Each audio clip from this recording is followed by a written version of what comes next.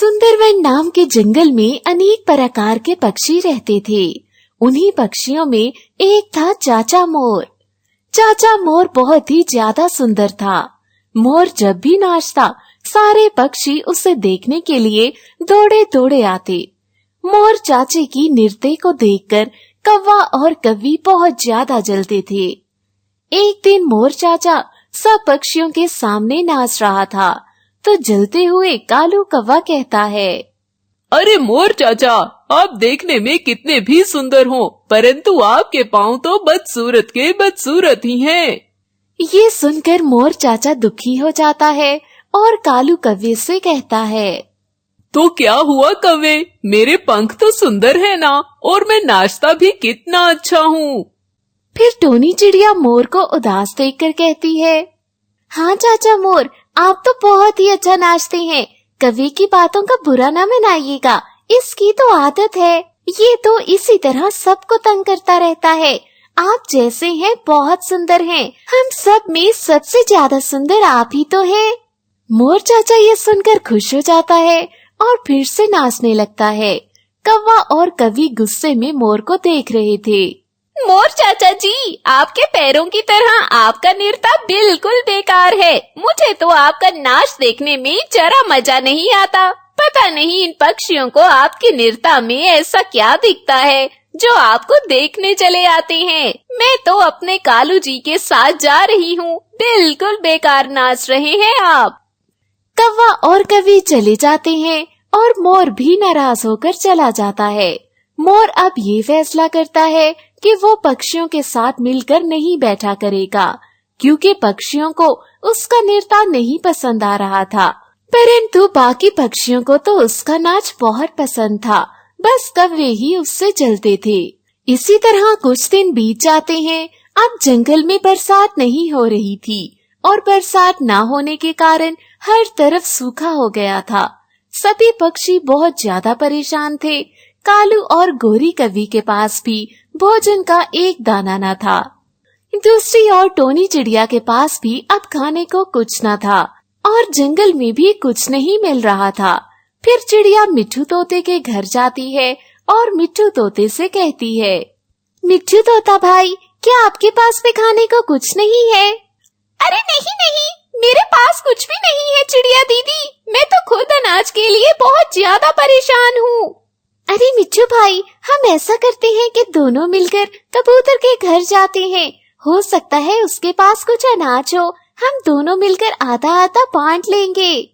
फिर इसी तरह चिड़िया और मिट्ठू तोता मिलकर कबूतर के घर जाते हैं। वे कबूतर से भी भोजन मांगते हैं, परंतु कबूतर बेचारा भी भूखे पेट ही तो बैठा था। अरे नहीं, मेरे पास खाने को कुछ भी नहीं है। आपको तो पता है जंगल में सूखा चल रहा है। फिर अब कबूतर तोता और चिड़िया मिलकर कौवों के घर जाते हैं और उन्हें पता चलता है कि कौवों के पास भी कुछ नहीं है। फिर क्या था, अब सभी दोस्त मिलकर बादलों के पास जाने का फैसला करते हैं। वे सब मिलकर बड़ी नदी के पास आते हैं। वहाँ पर बादल बैठे पानी पी रहे थे। उनको देखकर टोनी चिड़िया कहती है, अरे बादल भाई, हमारे जंगल में बरसात क्यों नहीं कर रहे हैं? आपको पता है कि हम कितने भूखे हैं और हम कितने प्यासे हैं। जंगल में सारी नदियां भी सूख चुकी हैं, सिवाय उस बड़ी नदी के। अब हमारे जंगल में कुछ भी नहीं है और तो और भोजन ढूंढना भी मुश्किल हो गया है। कृपया करके बादल भैया आज बारिश कर देना। अरे मैं तो बारिश करना चाहता हूँ, परंतु इतने दिन हो गए हैं मोर भाई नृत्य नहीं कर रहे। उनके नृत्य ना करने के कारण ही मैं बारिश नहीं कर रहा। अगर मोर भैया नृत्य कर दें तो शायद मैं भी आपके जंगल में आकर बारिश कर दूं। ये सुनकर चिड़िया बहुत खुश होती है और खुशी खुशी कहती है, हाँ हाँ बादल भाई, आज मैं मोर चचा के पास जाऊंगी और उनसे विनती करूंगी कि वो नृत्य करें, ताकि हम सभी पक्षी मजे मजे से बरसात के मजे ले सकें। चिड़िया तोता और कबूतर तुरंत ही वहाँ से उड़ जाते हैं। वे जल्दी से मोर चचा के पास पहुँचते हैं और उससे कहते हैं, मोर चचा जी, आपने नृत्य क्यों नहीं किया? आपको पता है आपके नृत्य ना करने के कारण कितनी बड़ी दुर्घटना हो गई है। हमारे जंगल में भोजन नहीं है और हम सब भूखे हैं। कृपया करके नृत्य कीजिए ताकि बादल भैया बरसात कर दे। चिड़िया की बात सुन के मोर चाचा उदास होकर कहता है, मैं अब से कभी भी नृत्य नहीं करूँगा, क्योंकि आप सब पक्षियों के सामने कौवे और कौवी ने मेरी कितनी बेइज्जती की, परंतु तुम सब ने कुछ भी नहीं किया। भला करके अब यहाँ से चले जाओ। मैं तुम सब के लिए अब से कभी नृत्य नहीं करूँगा। ये कहकर मोर की आंखों में आंसू आ जाते हैं। फिर टोनी चिड़िया कहती है, मोर भाई आप दुखी ना हो। मैं कौवा और कौवी से कहती हूँ कि वे आपसे माफी मांगे। मैं जानती हूँ कि उनकी गलती थी, परंतु आप उदास ना हो। आप तो जानते हैं ना कि कौवा कौवी कितने दुष्ट पक्षी हैं, परंतु वे अब आपसे जरूर माफी मांगेंगे। प्लीज आप दुखी ना हो। फिर टोनी चिड़िया वहाँ से अपने दोस्तों को साथ लेकर कालू कौवे और गोरी कौवी के घर जाती है। कालू कौवा और गोरी कौवी अपने घर में भूखे प्यासे बैठे थे।